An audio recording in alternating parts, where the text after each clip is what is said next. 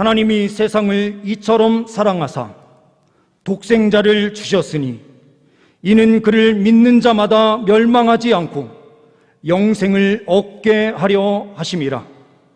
하나님이 그 아들을 세상에 보내신 것은 세상을 심판하려 하심이 아니요 그로 말미암아 세상이 구원을 받게 하려 하심이라. 아멘. 우리 주님께서 풍성한 사랑으로 우리를 사랑해 주시고 인도해 주시는 줄 믿습니다. 그 은혜를 늘 항상 누리시는 우리 귀한 주의 백성들 되시길 간절히 소망합니다. 오늘 처음 교회에 나오신 분들은 우리 동산교회의 행복 축제에 초청을 받으신 것이 아니십니다. 물론 우리 교회에 초청을 받으신 것이지만 궁극적으로는 하나님 나라의 그 행복 축제, 하나님 나라의 잔치에 참여하신 것입니다. 하나님께서 여러분들의 삶 위에 넘치는 은혜로 함께하여 주실 줄 믿습니다.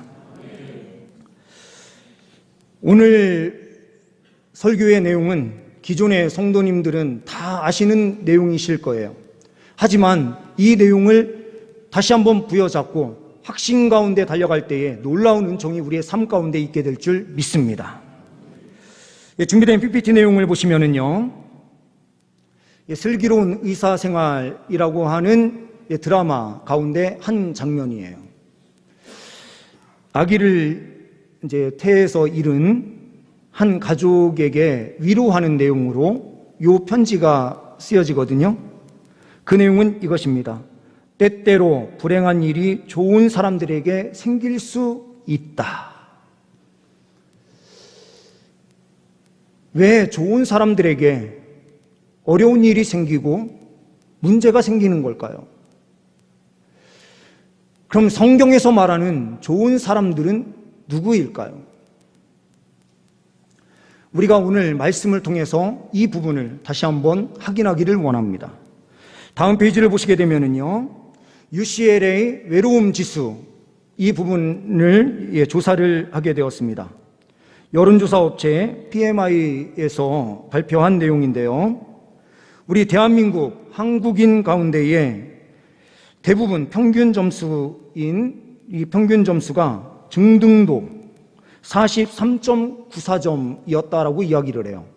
그런데 10명 가운데 3명은 외로움을 크게 느낀다, 중고도 이상 되는 사람들이 10명 중 3명 이상이 있다라고 발표되고 있습니다. 가장 외로움을 받고 있는 그 사람은 지방에 혼자 사는 50대 이상 분들이고요. 서울에서만 보게 되면 30대와 40대가 왕성하게 경제활동을 하고 있는 30대와 40대가 가장 큰 외로움을 느끼고 있다라고 하는 보고예요. 왜 이런 외로움을 느끼게 되는 걸까? 다음 페이지를 보시게 되면은요, 통계청에서는 고립도라고 해서요, 집안일을 누구에게 부탁하거나 이야기 상대로 함께 이야기할 수 있는 사람이 없는 사람, 이 사람을 고립된 사람으로 보는 거예요. 그래서 고립된 사람의 그 비중을 보게 되면 일반 국민, 그러니까 기독교인이 아닌 대한민국 전체적으로 볼 때에 일반 국민이 사회적 고립도를 느끼는 그 퍼센트가 34%입니다. 그런데 기독교인은 이것보다는 낮은 25%예요. 여기에서는 높은 게 좋은 게 아니에요. 낮은 게 고립도를 느끼는, 외로움을 느끼는 사람이 적다라는 의미가 돼요. 그런데 여기에서 25%를 차지하고 있는 기독교인들의 그 비중을 다시 한번 보게 되면요, 다음 페이지예요. 소그룹에 참여하는 사람들, 이거를 다시 말하면요, 구역 모임에 참여하거나 전도대 모임에 참여하거나 교회에서 진행하는 여러 모임에 함께 적극적으로 참여하는 사람들은, 소그룹에 참여하는 사람들은 그 비중이 17%로 확 떨어져요. 그런데 소그룹에 참여하지 않는 사람들은 이 고립도가 쭉 올라가서 46%가 된다라고 하는 연구 결과가 나온 것입니다. 이것은 목회 데이터 연구소에서 지난 얼마 전에 발표한 내용이에요. 2주 전에 발표한 내용입니다. 잠시 내려주셔도 좋습니다. 세상보다는 교회가 상대적으로 외로움을 느끼는 사람들이 적어요. 그 이유는 바로 살아서 역사하시는 하나님이 우리와 함께 하시기 때문입니다. 그리고 이 은혜를 체험하는 성도들이 옆에 있는 사람들을 함께 끌어안고 함께 달려가는 공동체이기 때문입니다. 혹시라도 오늘 처음 오신 분들과 소그룹에 참여하지 못해서 외로움 가운데 있는 우리 성도님들이 계신다면 이 시간 주님께서 친히 함께 해주셔서 그 모든 외로움이 다 사라지고 주의 평강과 은혜가 속사람 가운데 차고 넘치는 은혜가 있기를 소망합니다. 하나님은 당신을 사랑하십니다 라고 하는 이 부분에서 우리는 첫 번째로 보게 되는 이 부분, 하나님이 누구신지를 먼저 알아야 돼요. 그러므로 첫 번째, 하나님은 전능하시고 거룩하신 분이시다라는 것입니다. 16절 말씀을 보게 되면 하나님이 세상을 이처럼 사랑하사라고 말씀하고 있어요. 하나님, 어떠한 하나님이십니까? 창세기 1장 1절 말씀, 누구나가 대부분 다 알고 있는 말씀이고요. 그리고 예수님을 믿지 않고 기독교를 가까이 하지 않았던 분들도 기독교에서 말하는 하나님이 어떠한 하나님인지 분명하게 들어서 아실 거예요. 창세기 1장 1절 말씀 우리 함께 볼까요? 태초에 하나님이 천지를 창조하시니라. 기독교가 믿는 하나님이 천지 만물을 창조하신 분이다 라고 하는 사실입니다. 만유 인력을 발견한 과학자 아이작 뉴턴이라는 사람이 있습니다. 이 아이작 뉴턴에 의해서 만유 인력의 법칙이 우리 인류에게 알려지면서 많은 일들이 이제 펼쳐졌는데요. 이 뉴턴이 숙련된 기계공 한 사람한테 부탁을 했어요. 태양계 행성을 과학적으로 똑같이 완전히 축소돼서 만들되 완전히 똑같은 방식으로 공전과 자전을 하는 방식으로 똑같이 만들어 달라고 요청을 했어요. 그랬더니 이 숙련된 기계공이 만든 그 작품이 뭐냐면 PPT 내용을 잠시 띄워주시면 바로 요거예요. 태양을 중심으로 해서 태양계 그 행성이 움직이는 모든 것을 정확하게 맞춰서 똑같이 움직이게 만들었던 거예요. 그런데 무신론자였던 하나님을 부인하고 신이 없다라고 주장하는 사람이 한 친구가 와서 이 기계를 보게 된 거예요. 그러면서 놀라면서 이렇게 이야기합니다. 이 기계 누가 만든 거야? 그랬더니 뉴턴이 이렇게 이야기합니다. 아, 그거 별거 아니야. 그냥 있는 거야. 아니, 이 기계를, 이렇게 정교한 기계를 누가 만들었냐고. 아니, 그냥 물체들끼리 자기들끼리 그냥 연결되고 다 돼서 그렇게 만들어진 거라니까? 이 친구는 너무 화가 났습니다. 이봐, 나를 바보로 하는 거야? 아니, 바보로 하는 게 아니면 이게 그냥 어떻게 만든 사람 없이 그냥 만들어지나? 이 이야기를 하자 뉴턴이 이렇게 답변합니다. 이건 엄청나게 큰 우주계의 작은 모형에 불과한 거야. 이렇게 간단한 장난감도 설계자나 제작자 없이는 만들어질 수 없다는 것을 자네가 지금 주장하고 있네.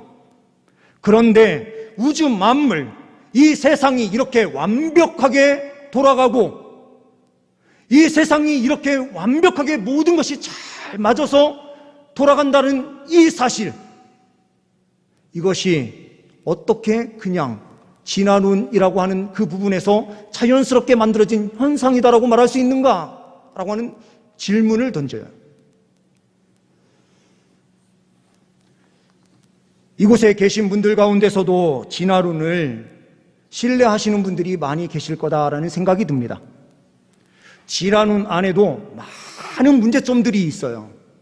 그래서 정확하게는 만약에 우리 기독교의 창조론을 부인하면서 그것은 창조론이 아니라 창조설이고 그것은 신화에 불과해라고 말하는 사람들이 있다면 저는 반대로 이 진화론을 주장하는 분들에게 이렇게 말하고 싶습니다. 진화론 안에도 그 핵심 부분에서 설명할 수 없는, 과학적으로 설명할 수 없는 그 많은 부분들이 있는데 그러면 진화론도 진화설이라고 이야기해야 되고 그것도 사람들이 관념으로 만들어낸 설에 불과한 것이 아니냐라고 하는 질문을 던져야 된다는 것입니다. 성경은요 참 특이해요. 어떤 부분이 특이하냐? 우리 인생이 어디에서 와서 어디로 가는지 알 수 없는 것이 하숙생 노래를 불렀던 그 가수의 가사처럼 그냥 흘러가는 그런 부분이 아닐까라고 생각하는 분들이 계실지 모르겠어요. 그런데 성경은요 우리가 어디에서 왔으며 어디로 가는지 정확하게 가르쳐주는 유일한 책이에요. 이 세상에서 사람이 어디에서 왔으며 어디로 가는지에 대한 명확한 설명을 그 어느 종교에서도 하지 못하고 있고 철학에서도 말하지 못하고 있습니다. 그런데 성경은 분명하게 우리에게 말해주고 있어요. 살아서 역사하시는 하나님께서, 창조주가 되신 하나님께서 우리 이 모든 만물을 창조하셨다. 천지라고 하는 이 부분에서 우리는 다시 한번 기억해야 될 것이 무엇입니까? 하늘과 땅, 이것만 창조했다는 의미가 아니죠. 하늘과 땅 사이에 있는 모든 것들을 창조하셨다라는 의미죠. 땅과 하늘이라고 하는 이 부분에서 우리가 보이는 지구의 하늘만을 이야기해서는 안 됩니다. 성경에서 이야기하는 하늘은 세 개로 크게 나뉘어지는데 대기권 안에 있는 하늘과 그리고 대기권 바깥에 있는 해와 달이 존재하는 하늘과 하나님이 계신 하늘이라고 하는 3층천을 이야기해요. 그러므로 천지를 창조하셨다라고 하는 이 부분은 우리가 지금 디디고 있는 이 땅과 그리고 눈에 보이지 않는 영적 세계인 저 하늘나라까지 다 포함되는 것입니다. 그런데 우리가 왜 지금 이토록 고난 가운데 있습니까? 왜 이렇게 살아도 이렇게 힘들고 죽음이라는 것을 우리는 계속 맞닥뜨리면서 눈물을 흘려야 되고 넘어지고 쓰러지는 이 광경이 왜 펼쳐집니까? 로마서 5장 12절 말씀은 이렇게 말씀해주고 있습니다. 그러므로 한 사람, 아담입니다. 한 사람은 아담으로 말미암아 죄가 세상에 들어오고 죄로 말미암아 사망이 들어왔나니 이와 같이 모든 사람이 죄를 지었으므로 사망이 모든 사람에게 이르렀느니라. 우리의 죽음 문제가 들어온 것은 우리의 최초의 조상인 아담과 하와가 범죄를 저질렀기 때문입니다. 아담과 하와, 나랑 관계없는 6,000년 전에 만들어진 창조된 자라고 하면 나하고 무슨 상관이 있어? 라고 말한다면 다시 한번 질문을 던지겠습니다. 이곳에 계신 분들의 자녀가 20년 전에 30년 전에 나를 아버지가 태어나게 했다고 한들 아버지랑 나랑 무슨 상관이에요? 라고 말한다면 뭐라고 답변하시겠습니까? 우리의 최초의 조상인 인간의 시조가 되는 그분을 아담이라고 성경은 말하고 있는데 그분을 부정하면서 우리의 존재를 어떻게 이야기할 수 있습니까? 이 죄의 문제를 해결하기 위하여 오신 분이 바로 예수 그리스도십니다. 두 번째로 우리는 확인하게 되는 것, 하나님은 독생자를 아낌없이 주신 사랑이 가득한 분이다라는 사실입니다. 16절 말씀을 보게 되면 하나님이 세상을 이처럼 사랑하사 독생자를 주셨으니, 왜 하나님께서 이 세상을 사랑하십니까? 하나님께서 하나님의 사랑으로 이 세상을 창조하셨기 때문이에요. 이곳에 존재하는 수많은 사람들을 주님께서는 다 사랑하십니다. 그러니 예수를 믿지 않는 사람들까지 또 주님께서는 사랑하시고 계세요. 그래서 모든 사람이 꼭 필요로 하는 물, 그리고 먹고 살아야 되는 식량, 그리고요 반드시 필요한 공기는 누구나가 다 숨을 쉴 수 있고 살아갈 수 있는 이 땅에 태어나면 최소한의 그 삶을 살아갈 수 있도록 하나님께서 다 주신 거예요. 그런데 하나님의 특별한 사랑과 은총을 받는 죄 백성들은 어떠한 삶을 추구하게 되는가? 이 땅의 삶이 전부가 아니라 저 하늘나라가 있다라고 하는 부분을 확신하면서 달려가게 되는 것입니다.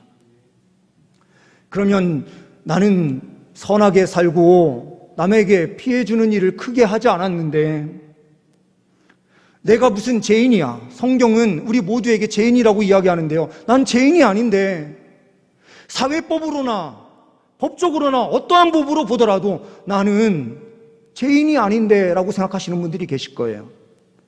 PPT 내용 하나 더 보실까요? 우리나라가 제일 잘하는 올림픽 경기 중에 하나가 뭡니까? 바로 양궁이죠. 화살을 쐈는데 어떻게 됩니까? 죄다 관역에서 다 벗어나서 떨어져 있어요. 죄다라고 하는 이 죄라고 하는 단어, 성경에서 쓰이는 구약과 신약, 구약에는 히브리어로 기록이 되고 신약에는 헬라어로 기록이 되는데요. 이 죄라고 하는 단어가 어떤 단어로 기록이 되느냐? 히브리어에는 하타, 그리고 헬라어에는 하마르티아, 하말티아라고도 이야기해요. 하마르티아라고 하는 단어가 사용이 되는데 이 하마르티아라고 하는 단어가 관역에서 벗어났다라는 뜻입니다. 그럼 관역은 무엇입니까? 바로 제가 검정색으로 하나님, 그리고 빨간색에다가 뜻이라고 써놓은 거 보이시죠? 관역은 하나님의 뜻이에요. 요한복음 6장 40절 말씀을 우리가 보시면은요, 이렇게 되어 있습니다. 내려주시고 6장 40절을 6장 40절 보시면은요, 이렇게 말씀하고 있습니다. 내 아버지의 뜻은, 내 아버지, 내가 예수님이죠? 예수님의 아버지는 누구십니까? 성부 하나님이시죠? 하나님이십니다. 하나님의 뜻은 아들 예수를 보고 믿는 자마다 영생을 얻는 것이래요. 다른 성경 구절 하나 더 보겠습니다. 요한복음 16장 8절과 9절 말씀을 보게 되면은요, 16장 8절 9절에 이렇게 말씀하고 있어요. 그가 와서, 그가 온다라는 건 그는 성령을 뜻합니다. 그가 와서 죄에 대하여, 의에 대하여, 심판에 대하여 세상을 책망하시리라. 9절 말씀을 보게 되면은요, 죄에 대하여라 함은 그들이 나를 믿지 아니함이요. 요거를 공동 번역, 카톨릭과 우리 개신교가 같이 만드는 번역을 한 공동 번역이 있어요. 공동 번역을 보면 이렇게 번역이 되어 있습니다. 그분 성령이 오시면 죄와 정의와 심판에 관한 세상의 그릇된 생각을 꾸짖어 바로잡아 주실 것입니다 라는 거예요. 9절 말씀은요, 그분은 나를 믿지 않는 것이 바로 죄라고 지적할 것입니다 라고 말하는 겁니다. 성령 하나님께서 이 땅에 오셔서 지적하시는 것이 무엇입니까? 죄에 대하여 지적하는데 죄는 뭐라고요? 예수님을 믿지 않는 것이 죄다. 그러니 죄를 다시 한번 우리가 정의를 새롭게 해야 돼요. 세상에서 말하는 죄와 교회에서 말하는, 기독교가 말하는 죄의 의미는 완전히 다른 거예요. 하나님의 뜻, 하나님께서 우리를 창조하셨으니 하나님께서 창조하신 그 뜻에 따라서 사는 것이 인생의 목적이다라는 거죠. 우리가 핸드폰을 만들었어요. 핸드폰을 만들어서 전화를 하고 어떤 기능을 쓰려고 하는데요, 이게 핸드폰 기능을 못하는 거예요. 그러면 이게 어떻게 됩니까? 버려야죠? 하나님께서 우리를 창조하시는데 하나님의 뜻대로 행하도록 주님께서 우리를 창조하셔서 이끌어 주시는데요. 하나님의 뜻을 행하지 않으면 곧 죄가 되는 거고 죄인이다 라고 하는 말이 성립이 되는 거죠.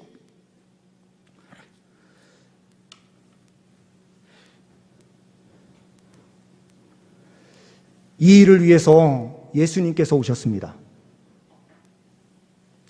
그래서 세 번째로 우리가 보게 되는 것 바로 이것입니다. 하나님은 예수님을 믿는 자들에게 구원을 주시는 분이시다라는 것이 세 번째입니다. 하나님은 예수님을 믿는 자들에게 구원을 주시는 분이시다. 예수님을 이 땅에 보내어 주신 것만으로도 이미 하나님의 큰 사랑이 우리에게 부어지고 있는데요. 예수님을 믿는 자에게 구원을 주신대요. 16절과 17절 말씀을 우리가 다시 한번 보게 되면요, 이렇게 말씀하고 있습니다. 16절 말씀에 그를 믿는 자마다 멸망하지 않고 영생을 얻게 하려 하심이라. 하나님이 그 아들을 세상에 보내신 것은 세상을 심판하려 하심이 아니요 그로 말미암아 세상이 구원을 받게 하려 하심이라. 준비된 PPT 내용 하나 더 보시면은요, 이게 바로 크루즈선, 초호화 크루즈선입니다. 이 크루즈선이 얼마나 화려하게 만들어져 있습니까? 그 안에 수영할 수 있는 수영장, 아이들이 놀 수 있는 놀이기구, 그리고 이곳에서는 모든 것을 할 수 있도록 다 갖춰져 있어요. 우리 인생은 항해와 똑같다라고 말을 하니요, 이 초호화 배를 타고 가는 사람들, 그런데 이 배는 특등, 1등, 2등, 3등 석이라고 하는 각 칸마다 계층이 나뉘어져 있어요. 그럼 초호화 가장 좋은 특등석에 앉아서 가는 사람을 생각해 봅시다. 특등석에 앉아서 모든 것을 다 누리고 즐거워하는 거예요. 그런데 이 초호화 배가 세계 일주를 다 마치고요, 70년, 80년 세월 세계 일주를 다 마치고 육지에 도착을 하는데요, 육지에 도착할 때에 어떠한 일이 펼쳐지느냐? 이 사람이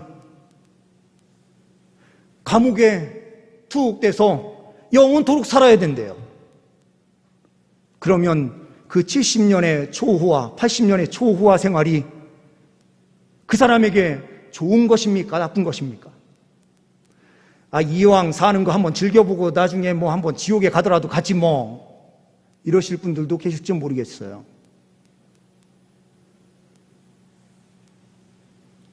그런데요, 성경은 우리에게 이렇게 말씀하고 있어요.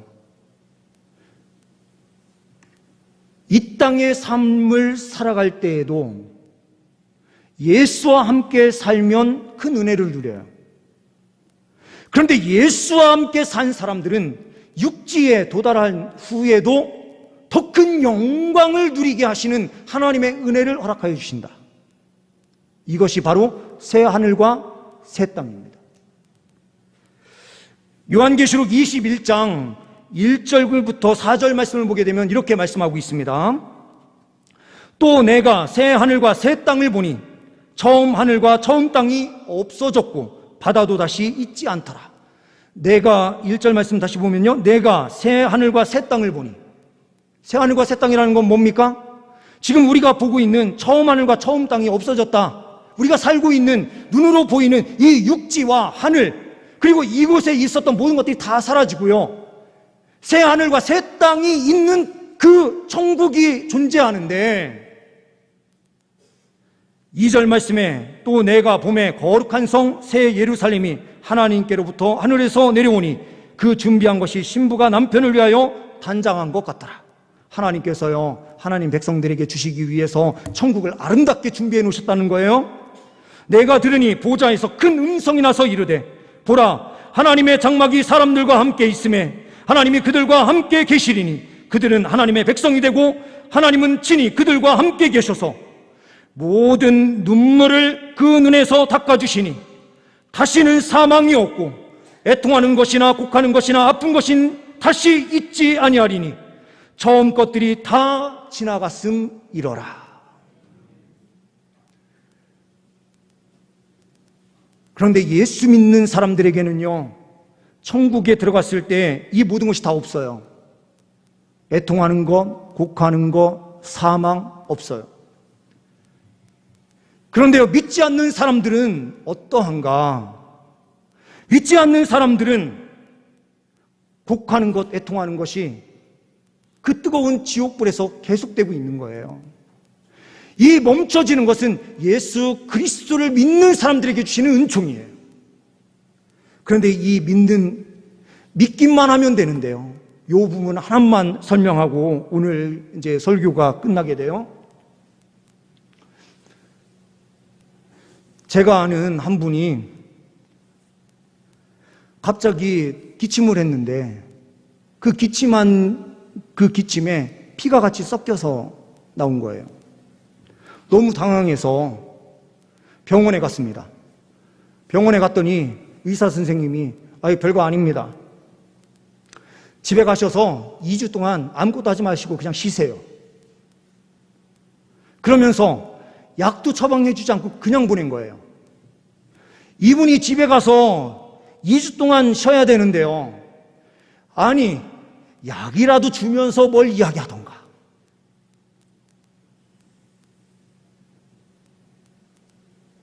그래도 플라시보 효과라도 있으니 소화제라도 좀 하나 줬으면 좋은데 이분이 아무것도 안 주고요, 그냥 2주 동안 가서 쉬시고 오세요. 그러면 다 나을 겁니다. 이렇게 말씀하니 2주 동안 쉬는데, 아니 이게 도대체 뭐야? 내가 병원에 잘못 간 건가? 그러면서 다른 병원을 한번 가봐야 되나? 이런 마음이 막 들더래요. 근데 꾹 참고 2주를 기다렸더니 정말 깨끗이 나은 거예요. 우리가요, 뭔가 약이라도 먹고요, 구원을 위해서 돈 100만 원을 내라 그러면은 그게 쉽게 믿어질 텐데요. 하나님께서 이 구원의 길을 예수만 믿으면 되는 공짜로 하나님께서 주셨으니 우리가요, 더 믿어지지 않는 거예요.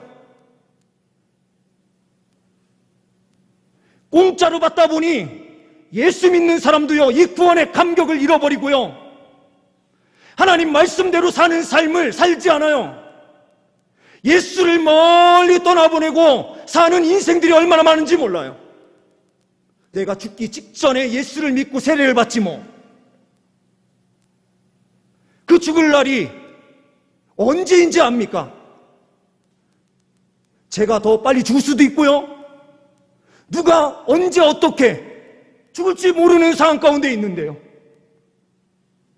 우리가 예수 그리스도를 믿고 확실한 믿음의 걸음을 걸어갈 때에 우리는 저 영광의 나라인 하늘나라에서 하나님의 그 영광을 온전히 누리게 될 줄 믿습니다.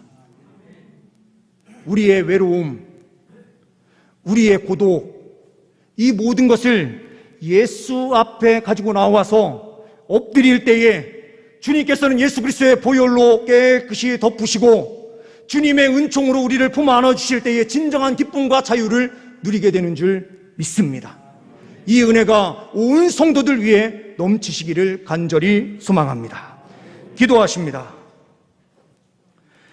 하나님 아버지, 감사합니다. 하나님께서 우주 만물을 창조하시고 창조한 하나님의 백성들을 지금도 끝까지 사랑하여 주시는 줄 믿습니다. 그 사랑의 대상이 바로 이 자리에 있는 나 자신인 줄 믿습니다.